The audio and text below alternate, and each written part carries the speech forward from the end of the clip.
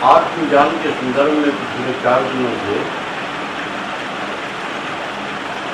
मैं चर्चा कर रहा हूँ कि आत्मा का ज्ञान और उसको जानने के लिए प्रयास, ये दोनों पक्ष बहुत अनिवार्य है। ज्ञान के बिना प्रयास व्यर्थ जाता है और प्रयास के बिना ज्ञान व्यर्थ होता है। इसलिए दोनों को साथ साथ लेकर चलना है। ज्ञान कैसे हो और उसके विषय में प्रयास कैसे करेंगे, चर्चा कर रहा है। 5 कोश जो आत्मा के ऊपर पड़े हुए हैं, अन्नमय कोश, प्राणमय कोश, मनोमय कोश, विज्ञानमय कोश और आनंदमय कोश।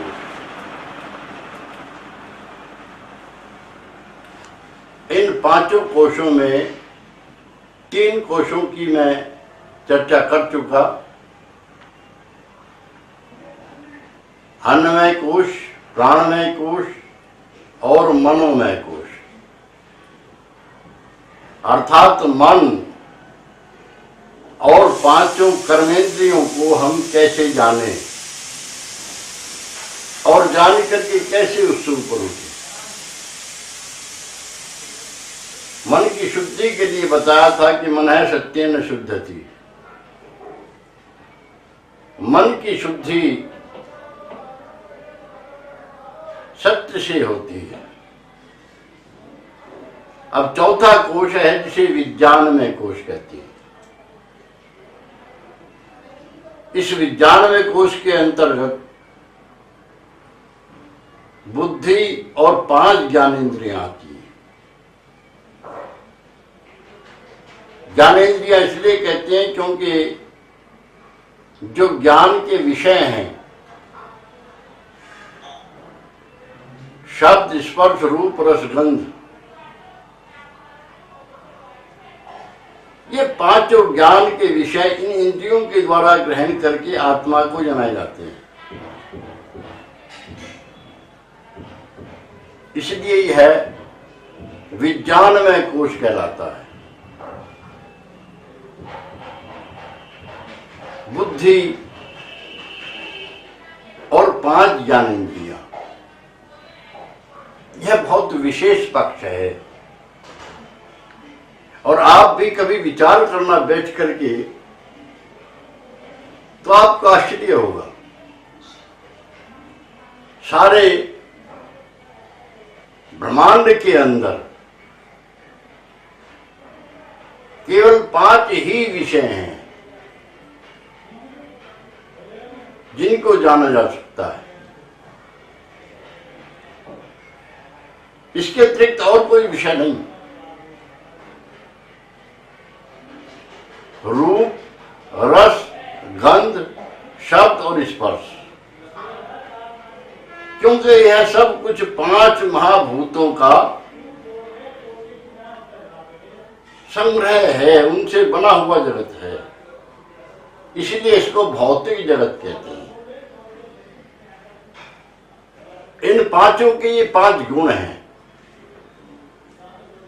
शब्द का गुण है, आकाश का गुण है शब्द, वायु का गुण स्पर्श, अग्नि का गुण रूप, जल का गुण रस और पृथ्वी का गुण गंध।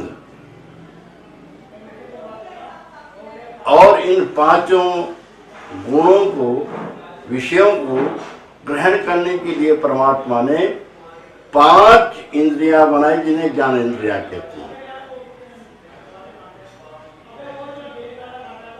6ठी इंद्री बाह्य नहीं होती है, ज्ञानेंद्रियां।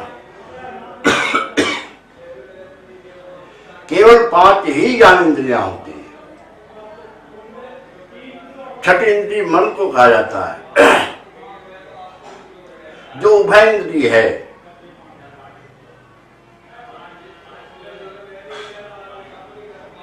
इनमें एक एक इंद्रिय एक एक विषय को ग्रहण करती है और वह विषय केवल और केवल मात्र उसी इंद्रिय के द्वारा ग्रहण किया जाता है। जैसे आंख रूप का ग्रहण करती है, काला है, गोरा है, कैसा है, लंबा है, चौड़ा है, ये पहलवान आदि जो गुण है ये सब आंख के द्वारा ग्रहण किए जाते हैं।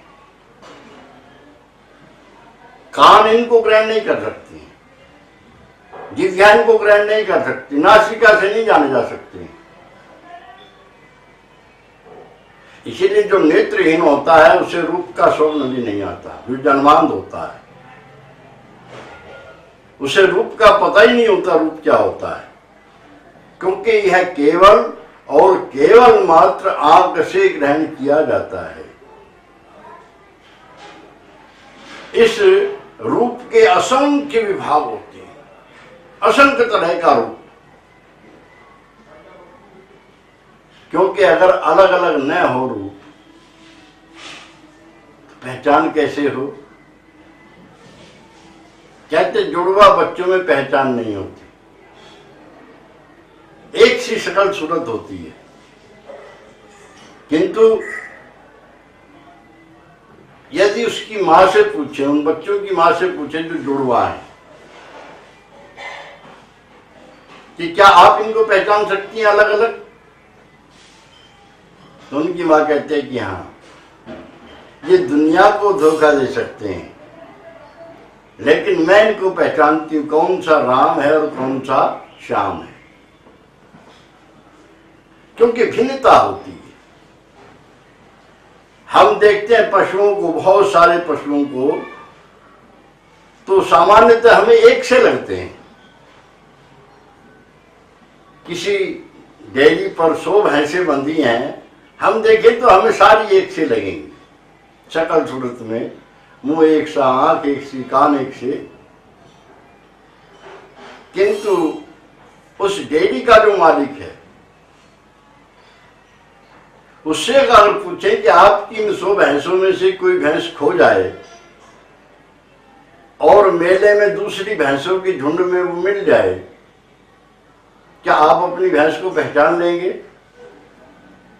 तो कहता कि हाँ, चाहे जितनी भैंसों में मिल जाए मैं अपनी भैंस को पहचान लूंगा। रूप असंख्य हैं, लेकिन वे रूप केवल और केवल मात्र दृश्य इंद्रिय अर्थात आंख के द्वारा ग्रहण किए जाते हैं। ऐसे ही शब्द गुण है, शब्द गुण केवल और केवल मात्र कान के द्वारा ग्रहण किया जाता है। शब्द के भी असंख्य भेद होते हैं। जो अंधे होते हैं, दिखाई नहीं देते, वे शब्द के आधार पर ही बता देते हैं ये फला व्यक्ति है, ये फला व्यक्ति है, ये फला व्यक्ति है। शब्द के आधार पर, आवाज के आधार पर बहुत सारे भेद होने से ही अलग अलग पहचान होती है। असंख्य भेद हैं शब्द की। ऐसे ही स्पर्श है, यह वायु का गुण है जो त्वक इंद्रिय के द्वारा जाना जाता है। इसके भी असंख्य भेद हैं, क्योंकि जैसा मैंने बताया जो नेत्रहीन होते हैं शब्द को सुनकर पहचान लेते हैं और वस्तु को छूकर पहचान लेते हैं। स्पर्श अलग अलग होता है हर व्यक्ति का, हर वस्तु का, वो स्पर्श से जानी जाती है। यहां तक कि वो रुपए को भी छू करके बता देते हैं ये नोट 100 का है कि ये 500 का है, ये 1000 का है। स्पर्श ही बता देते छू कर। स्पर्श के भी असंख्य भेद है। ऐसे ही रस है। आप जानते हैं कि वैसे तो कुछ विभाग कर दिए हैं, खट्टा, मीठा, चरपरा आदि, कसैला, किंतु मीठे के असंख्य भेद, हर वर्ग के असंख्य भेद हैं। चीनी भी मीठी है, शहद भी मीठा है, लेकिन दोनों मीठे अलग अलग हैं। गन्ना भी मीठा है, आम भी मीठा है, लेकिन दोनों का मिठास अलग अलग है। हर वस्तु का मिठास अलग अलग है। इसी से जानी जाती है चख करके कि यह तो अमुक वस्तु है। रस के भी असंख्य भेद हैं और गंध के भी असंख्य भेद हैं,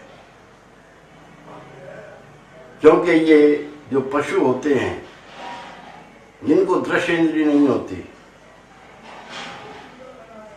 उनकी गंध ग्रहण करने की सामर्थ्य बड़ी प्रबल होती है। बताते हैं, हम देखते हैं डिस्कवरी वगैरह चैनलों पर, केवल गंध के द्वारा ही जान लेते हैं कि अमुक चीज है, अमुक वस्तु आ रही है, उससे बचते हैं गंध के द्वारा ही। बहुत दूर से भी जान लेते हैं गंध से कि यह वस्तु आ रही है। और आश्चर्य ये पार्थिव पृथ्वी का जो गुण है, यह स्थावर योनियों में या कीट पतंग आदि योनियों में, कीड़े आदि योनियों में, इनमें ही मिलता है। उनकी गंध ग्रहण करने की सामर्थ्य बहुत प्रबल होती है। तो ये 5 ज्ञानेंद्रियां हैं जो 5 विषयों को ग्रहण करती हैं, लेकिन अलग अलग ग्रहण करती हैं। ये कैसी अनूठी व्यवस्था है, परमात्मा की आभा का दर्शन करा रही है। मैंने बताया था कि जब हम इन सब कोशों के ऊपर विचार करने लगते हैं, इनकी व्यवस्था के ऊपर विचार करने लगते हैं, तो साथ ही साथ हमें प्रकृति का भी ज्ञान होता है, परमेश्वर का भी ज्ञान होता है और अपना भी ज्ञान होता है। क्योंकि जिससे ये बने हैं, रूप रस गंध शब्द स्पर्श, जिसके अंदर ये निवास करते हैं, वो 5 भौतिक तत्व हैं जिन्हें पृथ्वी, जल, तेज, वायु, आकाश कहा जाता है। और ये सूक्ष्म भूत कहलाते हैं, रूप रस गंध शब्द स्पर्श आदि। ये सब प्रकृति के विकार हैं, किंतु इनके अंदर जो भेद किया है और उस भेद के साथ साथ इनमें जो सामंजस्य स्थापित किया है, अब कान से हम शब्द सुनते हैं, कान से शब्द सुनते ही हमें रूप की स्मृति होती है कि फला व्यक्ति आ गए, और हम दौड़ पड़ते हैं, पूरा शरीर दौड़ पड़ता है। एक सामंजस्य है घटनाओं में। यह किसी चेतन शक्ति के द्वारा स्थापित किया गया है, जिसे परमात्मा कहते हैं। और जो इसका विश्लेषण कर रहा है, जो इसका देखने वाला, जो इसका दृष्टा है, वो दृष्टा हम स्वयं हैं, आत्मा है। तो तीनों की सत्ता स्पष्ट होती चली जाती है हर कोश के अंदर, जब हम चिंतन मनन करते चले जाते हैं। इसीलिए कहा पहले शरीर का प्रत्यक्षीकरण, प्राणों के पश्चात इसके बाद इंद्रियों का प्रत्यक्षीकरण, फिर मन का प्रत्यक्षीकरण, फिर बुद्धि का प्रत्यक्षीकरण। ये हम करते हैं क्योंकि जब हम आंख बंद किए बैठे हैं, प्राणों के साथ में हम ओम का जाप कर रहे हैं, वो प्रक्रिया चलती रहनी चाहिए। उसको यदि हम नहीं करेंगे तो ये जो हम ज्ञान ग्रहण कर रहे हैं, ये सुन रहे हैं, इसका कोई विशेष लाभ होने वाला नहीं। ज्ञान को किस लिए सुना जाता है, ग्रहण किया जाता है? कर्म के लिए। कर्म किस लिए किया जाता है? उपभोग के लिए। उपभोग का जो फल प्राप्त होता है वही हमारा लक्ष्य होता है, अर्थात चिरंतन सुख की प्राप्ति और दुख की अत्यंत निवृत्ति। 5 ज्ञानेंद्रियों का ज्ञान ग्रहण करते हैं, आंखें बंद किए बैठे हैं तो भी हमें दृश्य इंद्रिय का ज्ञान हो रहा है, दृश्य दिख रहे हैं। स्मृति के रूप में उनको हटाते हैं तो प्रकाश अंधकार के रूप में दिखते हैं। तो जो देखने वाला है वह आत्मा है, वह हम हैं, और जो दिख रहा है वह प्रकृति है। क्योंकि प्रकृति का हम तीनों रूपों में प्रत्यक्ष करते हुए चलते हैं। सत्व रज तम, प्रारंभ से लेकर के अंत तक सबके अंदर ये 3 गुण हैं। कहीं सत्व गुण की प्रधानता है, कहीं रजोगुण की प्रधानता है, कहीं तमोगुण की प्रधानता है। जैसे ज्ञानेंद्रियां हैं, ज्ञान को ग्रहण करती हैं, सत्व गुण प्रधान है। सत्वगुण प्रधान होने से ये ज्ञान को ग्रहण करती हैं। बहुत सारे लोग इसको कहते हैं फिर तो चेतन हो गई। चेतन नहीं, अपने लिए नहीं, इनको पता नहीं ज्ञान है कि नहीं है। ये तो आत्मा विश्लेषण करके जानता है कि ये ज्ञान है, जो मैं देख रहा हूं, मैं ज्ञाता हूं, ये ज्ञान है, और ये हैं जिनके द्वारा ये ज्ञान प्राप्त हो रहा है। तो इस रूप में हम तीनों का प्रत्यक्षीकरण करते चले आते हैं। गुणों का जो प्रकाश है वह सत्व गुण है, जो क्रियाशीलता हमें अनुभव होती है वह रजोगुण है, और इनके अलावा जो स्थूलता स्थिरता हमें अनुभव होती है वह तमोगुण है। यहाँ एक बात और आपको स्पष्ट कर देना चाहता हूं। बहुत सारे लोग ध्यान को समझते शून्य में चले जाना। भाई शून्य में तो बेहोशी की अवस्था में भी हम होते हैं, सुषुप्ति में भी हम शून्य की अवस्था में होते हैं, कोई ज्ञान नहीं होता। यदि इसी का नाम ध्यान होता तो फिर तो बेहोश व्यक्ति को भी कहते ध्यान में है, सुषुप्ति में जो व्यक्ति पड़ा है उसको भी कहते कि ध्यान में है। किंतु ध्यान इनसे अलग है, समाधि इनसे अलग है।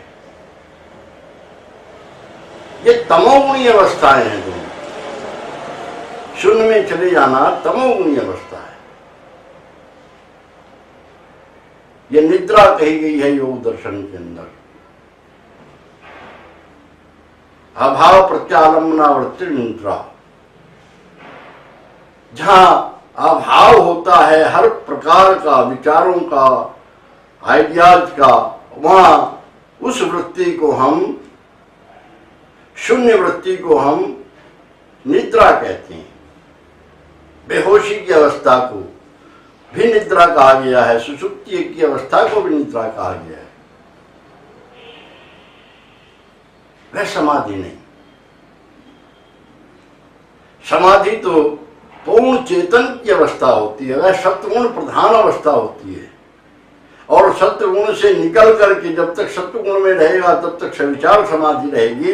सत्वगुण से भी ऊपर उठ गया तब वह निर्विकल्प प्रज्ञात समाधि बनती है, जिसको समाधि की अंतिम अवस्था कहते हैं, जिसमें जीवात्मा अपने स्वरूप में अवस्थित होता है। तदा दृष्टु स्वरूपे अवस्थानम, यह असंप्रज्ञात समाधि की सर्वोच्च अवस्था है, चेतन होती है। बहुत सारे लोग कहते हैं कि समाधि की अवस्था में जीव और ब्रह्म एक हो जाते हैं। जीव और ब्रह्म एक कैसे हो जाएंगे भाई? हाँ, स्वरूप शून्यम इव को भूल जाते हैं। इव का अर्थ है जैसा, समान।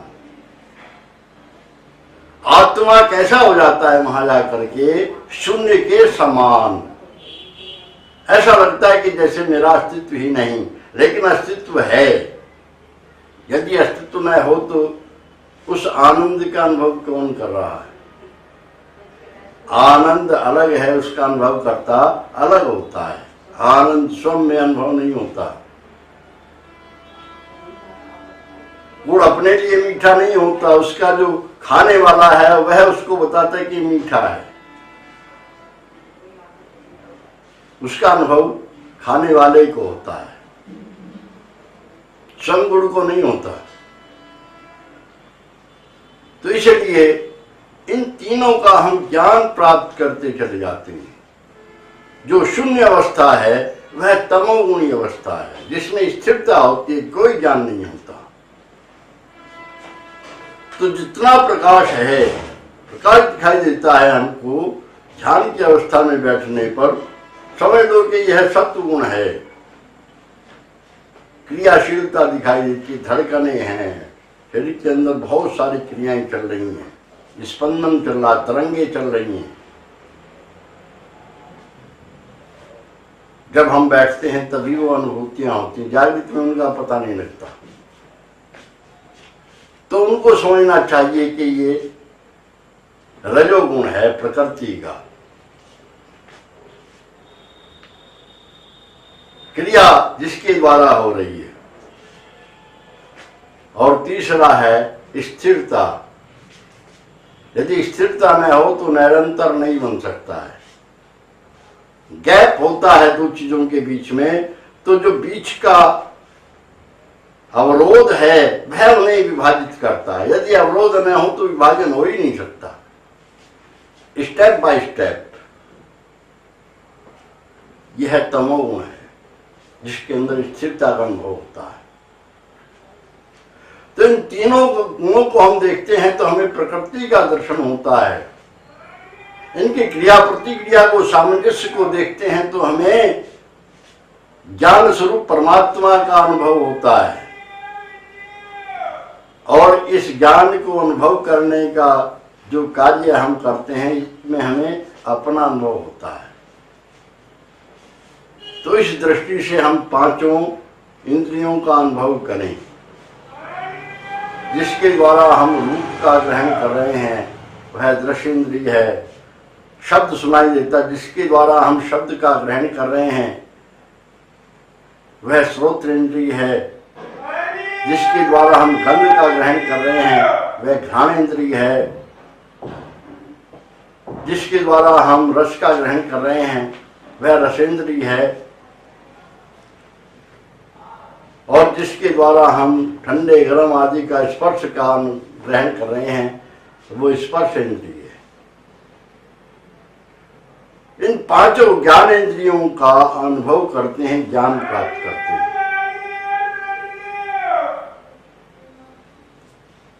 ऐसे ही बुद्धि का प्रत्यक्ष करते हैं। इंद्रियों ने किसी वस्तु को ग्रहण करके दिया, एक वस्तु को सामने देखा, उसका रूप रस रूप आदि जो है, उसकी लंबाई चौड़ाई आकार प्रकार, उसको ग्रहण करके हमारी आंखों ने अंदर पहुंचा दिया। हाथ आगे बढ़े, उन्होंने उसको स्पर्श किया, उठाया, तो स्पर्श गुण अंदर चला गया। जब उसको नासिका के पास लाए, सूंघा गया, तो उससे घ्राण, उसकी जो गंध है वो अंदर पहुंच गई। अलग अलग इंद्रियों के द्वारा अलग अलग गुण अंदर पहुंच रहे हैं। और पहुंच करके फिर एक निर्णय अंदर से आता है कि आम है। सोचा करो, हर चीज के बारे में सारी प्रक्रिया चलती है, लेकिन इतनी तीव्र चलती हैं कि हम यह जान ही नहीं कर पाते हैं कि यह प्रक्रिया कैसे कैसे पूर्ण हुई है। यह अंदर से निर्णय आया। किसने निर्णय किया? आत्मा ने निर्णय किया। जिससे निर्णय किया वह बुद्धि है, क्योंकि ये सारे तत्व मन के द्वारा इंद्रियां मन को सौंप देती हैं, मन इनको बुद्धि को सौंपता है और चित्त में जाकर के ये अंकित हो जाती हैं। चित्त क्या है? चित्त एक स्फटिक मणि है जिसका अपना कोई रूप रंग नहीं, कोई स्वरूप नहीं। जो भी विषय उसके अंदर आता है वह उसी का रूप ग्रहण कर लेता है और आत्मा को वहीं से हर वस्तु का ज्ञान होता है, उसी के द्वारा ज्ञान होता है। इसीलिए जब किसी का ज्ञान नहीं होता तो हम क्या कहते हैं? हमारा तो चित्त भंग हो गया, चित्त भंग हो गया। यह चित्त ही आगे बताएंगे, क्योंकि योग वास्तव में प्रारंभ ही चित्त से होता है। योग चित्तवृत्ति निरोध। अभी तक तो हम चित्त की ओर चल रहे हैं, उससे पहले हम इस विज्ञान में कोश को देख रहे हैं, जान रहे हैं, जानने का प्रयास कर रहे हैं। तो जिसके द्वारा निश्चय किया जाता है वह बुद्धि तत्व है, और यह बुद्धि तत्व बहुत महत्वपूर्ण होता है। तीन इसके रूप हैं, एक है साधारण बुद्धि, दूसरी मेधा बुद्धि, तीसरी ऋतंभरा बुद्धि। वेदों में इस बुद्धि के विषय में कामना की गई है। या मेधाम देवगणः पितरश्च उपासते। जिस मेधा बुद्धि की देवगण और पितृजन उपासना करते रहे, तया माम अद्य मेधाविनं कुरु।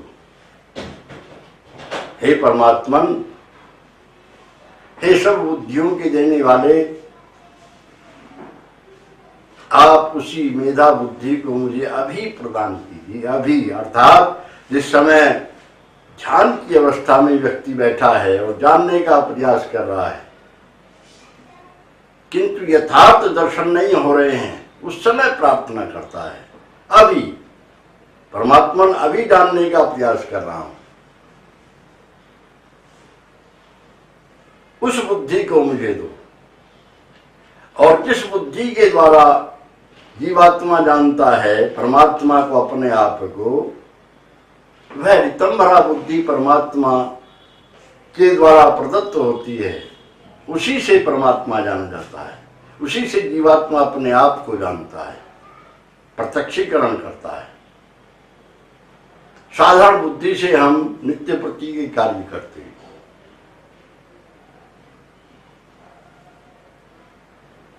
जो भी सामान्य कार्य होते हैं सब सामान्य बुद्धि के द्वारा होते हैं।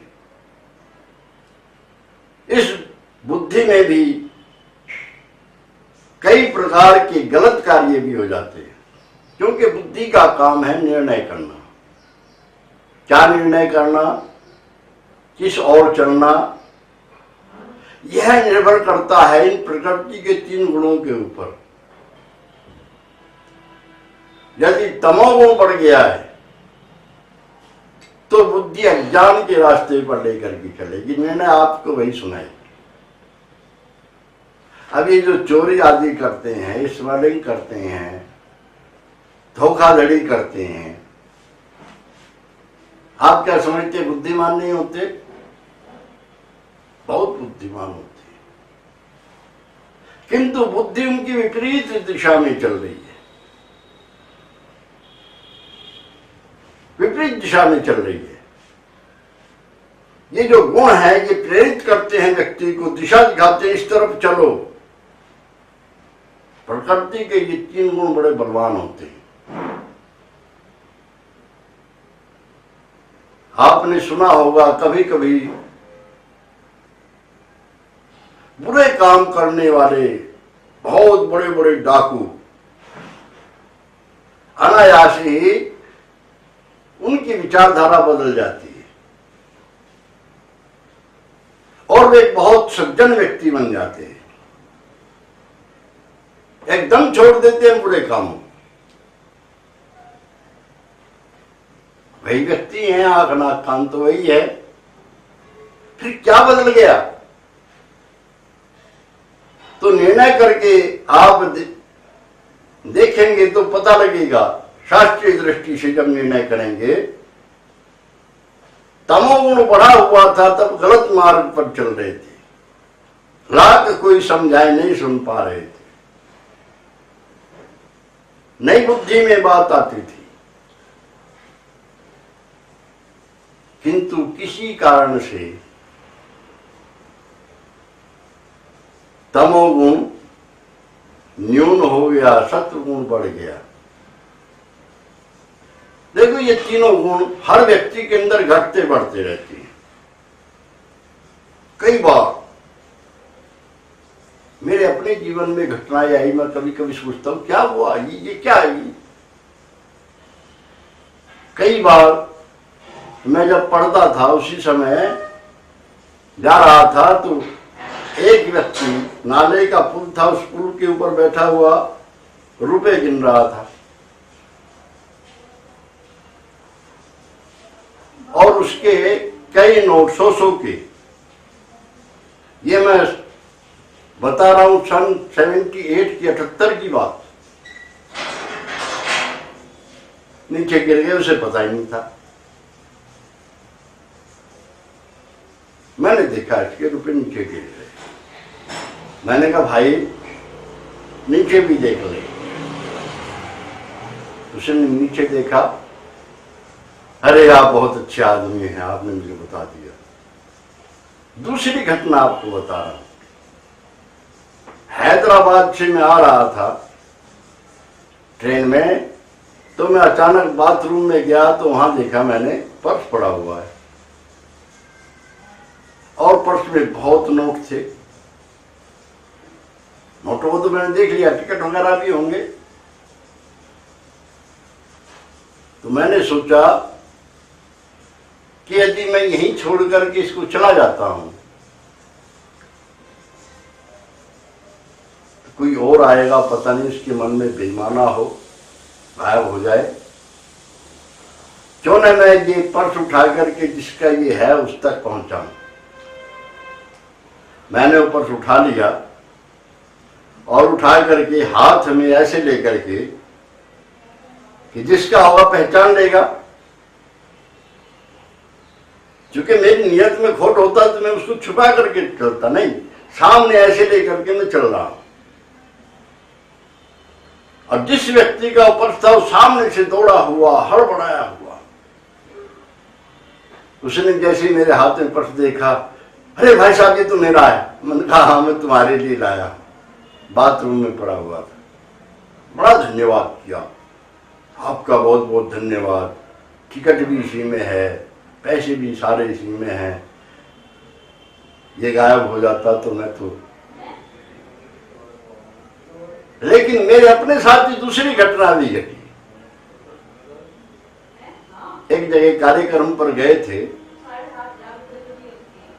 कोई सज्जन अपना पटका छोड़ गए, गले में डालने वाला सफेद रंग का छोटा तौलिया था, छोड़ गए, चले गए।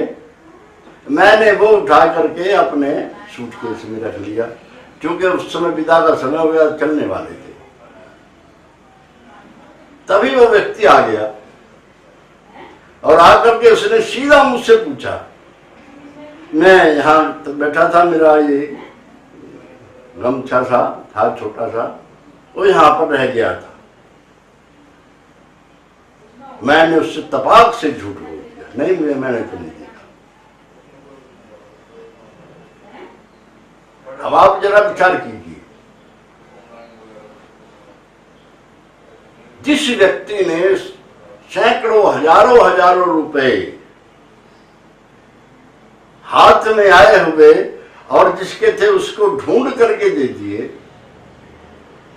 एक गमछे को लेकर के झूठ बोल गया। अंदर से बहुत पश्चाताप भी हुआ, लेकिन टाइम था, भूल गया। क्या है ये इन तीनों गुणों का घटना बढ़ना क्रम चलता रहता है। कृष्णदत्त ब्रह्मचारी थे जो सरंगी ऋषि की आत्मा कहे जाते थे, वो अपने जीवन की घटना बता रहे थे कि मैं एक घर में बैठा हुआ था तो मैंने मेज से पेन उठा करके और जेब में डाल दिया अपनी, और वे ढूंढते हुए फिर रहे थे। उन्हें काम पड़ गया था कोई पेन का, और पेन को ढूंढते हुए घूम रहे,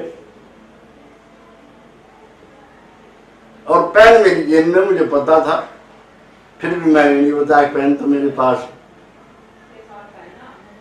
तो वो भी इसी बात को कह रहे थे कि जब तमोगुण बढ़ता है तो इस तमोगुण के प्रभाव में अच्छे अच्छे व्यक्ति आ जाते हैं।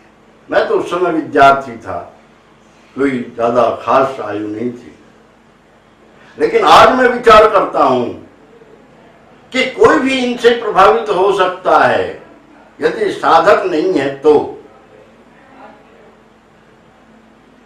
इसलिए यह तमोगुण व्यक्ति को गलत राह की ओर ले चलता है, इसकी बुद्धि गलत रास्ते पर उसे लेकर के चलती है।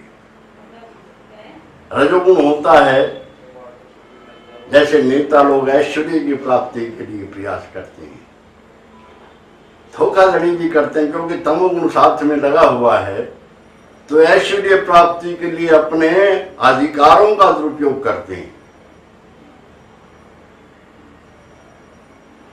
किंतु जब सत्वगुण बढ़ा होता है तो व्यक्ति सदैव दूसरों का उपकार करने की सोचता है, दूसरों की भलाई करने की सोचता है, संसार का कष्ट दूर करने के लिए अपने सुखों को न्यौछावर करने की सोचता है। बुद्धि उसकी इसी तरफ काम करती है।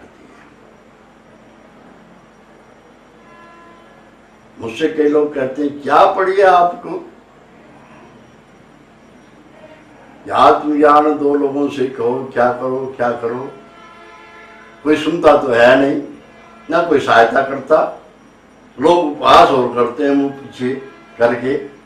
तो उनसे कहता हूँ भाई वो उनका काम है, उन्हें करने दो, मैं क्या करूं, मैं तो इस स्वभाव से विवश हूं।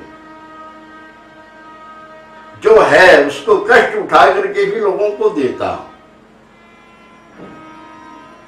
यज्ञ कराने के लिए चला तो हो कैसी कैसी मुसीबतें, लोगों का विरोध, मारने तक की साजिश, लोग विरोध में खड़े हो गए बहुत सारे उस क्षेत्र के कि दूसरे क्षेत्र का आया हुआ और हमारे क्षेत्र में ऐसा काम कर रहा है, इसकी प्रतिष्ठा बढ़ रही है। लेकिन परमात्मा का सहाय था, हटा नहीं, कार्य पूरा करके चला। क्यों? क्योंकि जब सत्वगुण बढ़ता है तो व्यक्ति की बुद्धि इसी प्रकार के कार्य करने के लिए उसे प्रेरित करती है। ये जो वैज्ञानिक हैं रात दिन लगे रहते हैं लेबोरेटरीज में, कितना श्रम करते हैं आप अनुमान नहीं कर सकते हैं। उन्हें क्या लाभ है? नहीं, संसार को लाभ पहुंचाने की। ये जो आज हम बड़े सुख से रहते हैं, आनंद मनाते हैं, एसी लगाते हैं, कूलर चलाते हैं, एक से एक बढ़िया सुख साधन हमारे पास में है, ये सब उन वैज्ञानिकों के श्रम का ही परिणाम है। अब उनसे कोई पूछे आप क्यों कर रहे हैं? क्या रुपए के लिए? नहीं, रुपया तो भाई कमाते हैं उद्योगपति जो उसको मार्केट में लाते, मार्केटिंग करते हैं। वैज्ञानिक को बेचारे को क्या लगता है, पैसे के लिए काम नहीं करता। सत्व गुण बढ़ा हुआ है, लोकोपकार के लिए श्रम कर रहा है संसार को सुख मिले, उनकी परेशानियां दूर हों, विद्युत कैसे अधिक से अधिक पैदा हो जिससे राष्ट्र का निर्माण हो, राष्ट्र का उत्थान हो, यह सोच उन्हें बाध्य करती है। तो यह जो बुद्धि है यह भी 3 प्रकार की होती है, तमोगुणी बुद्धि, रजोगुणी बुद्धि, सतोगुणी बुद्धि। इसीलिए हम गायत्री मंत्र के माध्यम से प्रार्थना यही तो करते हैं, ओम भूर्भुवः स्वः तत्सवितुर्वरेण्यं भर्गो देवस्य धीमहि धियो यो नः प्रचोदयात्। आप हमारी बुद्धियों को, किसी एक बुद्धि को नहीं, हमारी बुद्धियों को प्रेरित करें। कहाँ प्रेरित करें? सन्मार्ग में प्रेरित करें। एक छोटा सा दृष्टांत आपको सुनाता हूं। ये बुद्धि का करिश्मा क्या होता है?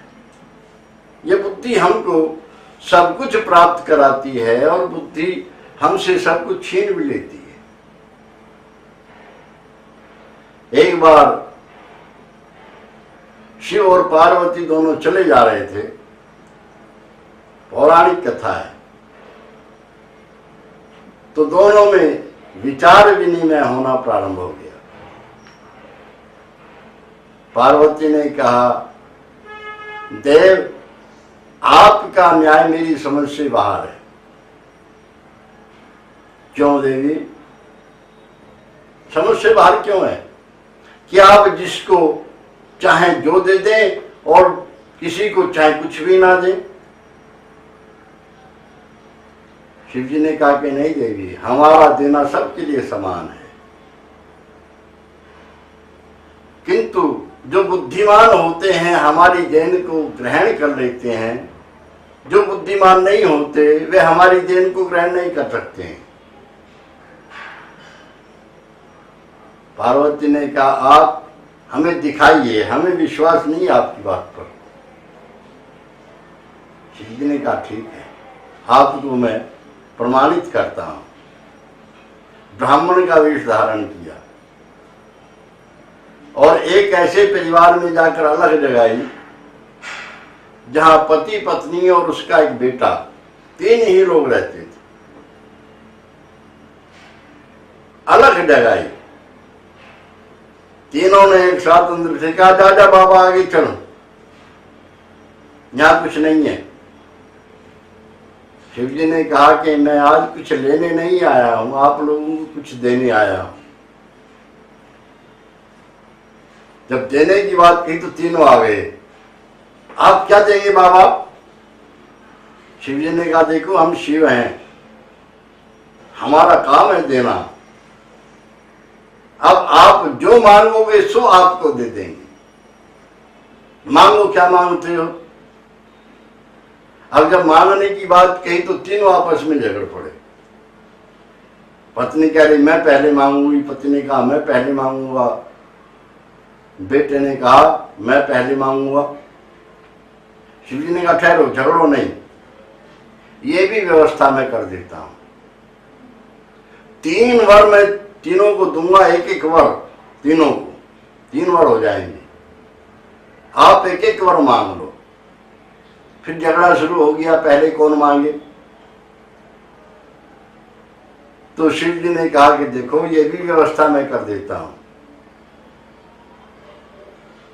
पहले इस घर की जो देवी है वह वर मांगेगी, फिर इस घर के जो देवता महाराज हैं वो वर मांगेंगे, 30 नंबर पर ये बेटा वर मांगेगा। देवी मांगो, क्या मांगती हो? जब वर की बात आई तो उसके मस्तिष्क में एकदम घूम गया। ओहो, युवा अवस्था कितनी बढ़िया थी, वो जवानी के दिन, मस्ती के दिन थे। सावन जब आता था तो झूलों पर झूलते थे, अटखेलियां करते थे। वही दिन फिर लौट आए तो बड़ा आनंद आएगा। बस शिव जी से हाथ जोड़ करके कहा, महाराज मुझे 18 वर्ष की युवती बना दो। शिव जी ने कहा तथास्तु। अब वह देवी 18 वर्ष की युवती बन गई। अब युवती बनी तो उसके पति ने देखा उसकी आयु ज्यादा हो गई थी, सफेद बाल हो गए थे कि ये तो हो गई युवती, अब तेरे पास नहीं रहेगी, अब घर बिगड़ जाएगा। तो अंदर ही अंदर ढाक की अग्नि में जल गया और कहने लगा महाराज अब मैं वर मांगू कि हाँ भाई अब तुम वर मांग लो कि मेरा वर यह है कि इसे गधी बना दो मेरी पत्नी को। शिव जी ने तथास्तु कहा, वो गधी बन गई। अब बेटा रोने लगा। शिव जी ने कहा क्यों रोते हो? उसने कहा कि मेरी माँ गधी बन के इसलिए रोता हूं। उससे कहा एक बार तेरे पास भी है बेटा, तू मांग ले। उसने कहा कि मेरी माँ जैसी थी वैसी ही बना दो। फिर वैसी ही बन गई। तीनों ने एक एक वर मांग लिया, लेकिन परिणाम क्या मिला? कुछ भी नहीं, शून्य। जैसे थे वैसे ही रहे। पार्वती ने हंसकर कहा महाराज ये तो हमने देख लिया, अब आप हमें ये भी दिखा दो कि बुद्धि से लोग कैसे आपकी देन को स्वीकार करते हैं। कि हाँ आओ देवी आपको वह भी दिखाता हूं। दूसरे परिवार में गए, यहां 4 व्यक्ति थे। बूढ़े माता पिता, उनका एक जवान बेटा, उसकी पत्नी। जब अलग जगाई तो बेटा सामने आया, कहो बाबा क्या सेवा करूं? शिव जी ने कहा कि देखो आज हम कुछ लेने नहीं आए हैं, हम कुछ देने आए हैं। क्या दोगे? कि भाई एक वर दूंगा, चाहे जो मांग लो उस वर में। उसने कहा कि महाराज आप 1 मिनट ठहरो, मैं जरा आता हूं और आपसे एक वर मांगूंगा। शिव जी ने कहा ठीक है भाई। अंदर गया और माँ से कहा माँ बड़ा चमत्कारी बाबा कोई आया है, ये कह रहा है एक वर में जो मांगोगे सो दे दूंगा। क्या वर मांगू? उसकी मां नेत्रहीन हो गई थी, दिखना बंद हो गया था आंखों से। मैंने कहा बेटा बिना आंखों के संसार सूना सूना दिखाई देता है, सब कुछ अंधकार में। अपने बेटे को भी देखना चाहती हूँ, बहू को भी देखना चाहती हूँ, मेरी आंखें मांग ले उससे कि ठीक है माँ। पिताजी से पूछा पिताजी आप बताओ क्या मांगू उससे? पिताजी ने विचार करके कहा बेटा बूढ़े हाथ पैर हो गए, अब तो घी दूध की आवश्यकता है, कोई दुधारू पशु मांग ले, घर में घी दूध होगा, शरीर में जान पड़ी रहेगी। कि ठीक है पिताजी। पत्नी से पूछा देवी आपकी क्या इच्छा है?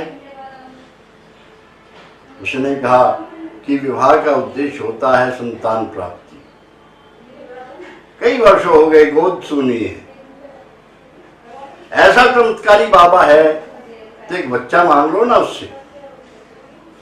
ठीक है देवी। और उसकी अपनी इच्छा धन की थी, 4 इच्छाएं हो गई, वर एक मांगना है।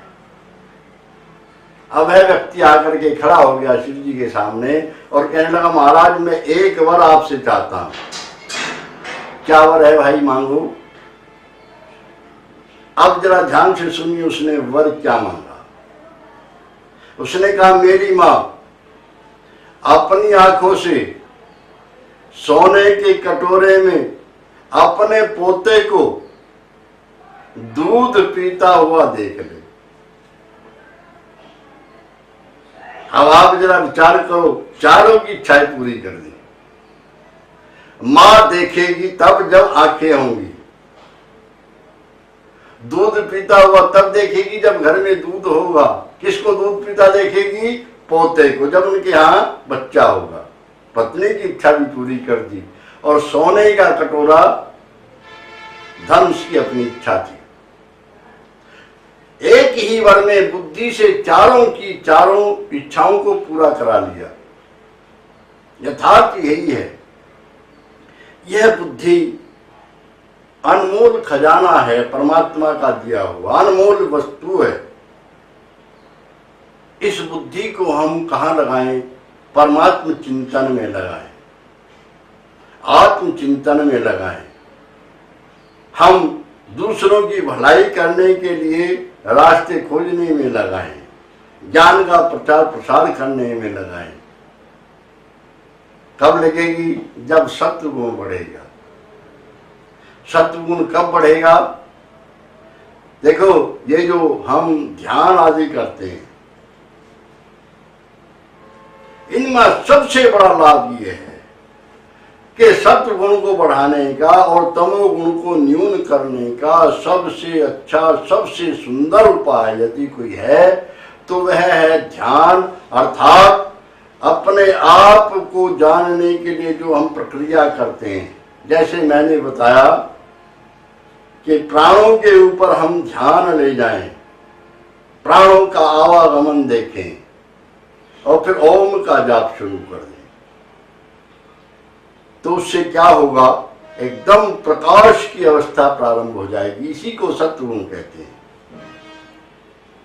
और नित्य प्रति आप करेंगे निरंतर, तो आप कुछ दिनों के पश्चात देखेंगे कि आपकी विचारधारा में आमूल चूल परिवर्तन हो रहा है। आमूल चूल परिवर्तन। आपको नींद ठीक आ रही है। आप जिस कार्य को कर रहे हैं उस कार्य के करने में आपको आनंद आता है। दूसरे उसको घंटों में करते हैं, आप उसको मिनटों में कर देते हैं। ये केवल मात्र साधु संतों की चीज नहीं। गृहस्थी करेंगे, कारोबारी करेंगे, आपको हर चीज में आनंद आएगा। तो इसलिए यह विज्ञान में कोश बहुत महत्वपूर्ण है।